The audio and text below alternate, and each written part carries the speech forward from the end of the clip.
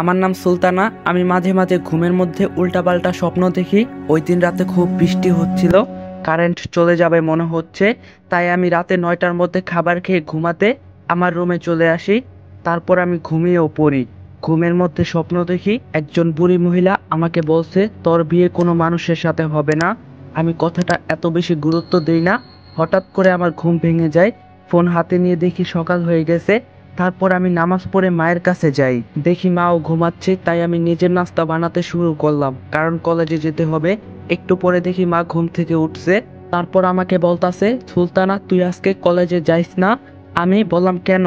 মা বলল তোর আজকে ছেলে পক্ষ দেখতে আসবে। আমি বললাম মা, আমি এখন বিয়ে করব না।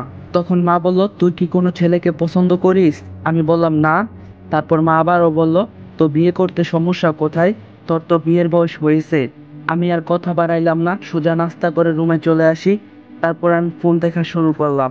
অনেক সময় পর ফোন দেখা শেষ করে ফ্রেশ হতে গেলাম। ফ্রেশ হয়ে মায়ের কাছে গিয়ে দেখি মা মাত্র রান্না শেষ করছে।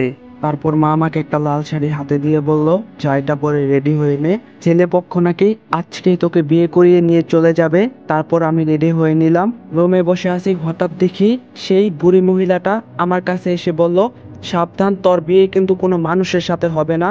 আমি বললাম, আরে কে আপনি? বুড়ি মহিলাটাই বলল, তুই আমাকে চিনবি না।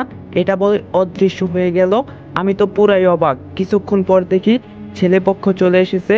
মা এসে আমাকে তাদের কাছে আমাকে নিয়ে গেল।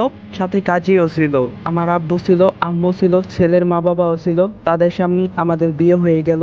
আমার জামাইয়ের নাম ইয়ামিন অনফ্যাট। খুব মজা করছি। ওর নাম রাফি। তারপর আমি আমার জামাই বাড়িতে চলে যাই। অবাক করা বিষয় হলো, তাদের বাড়ি কোথায় আমি জানি না। যেতে যেতে রাত হয়ে যায় আর আমি গাড়িতে ঘুমিয়ে পড়ি। পাশে রাফি ছিল। যখন আমার ঘুম শেষ হয় তখন দেখি আমি একটা রুমে শুয়ে আছি। অনেক আগ্রহের সাথে রুম থেকে বের হয়ে দেখি পুরো বাড়িটা একটা রাজপ্রাসাদের মতো। আমি দেখলাম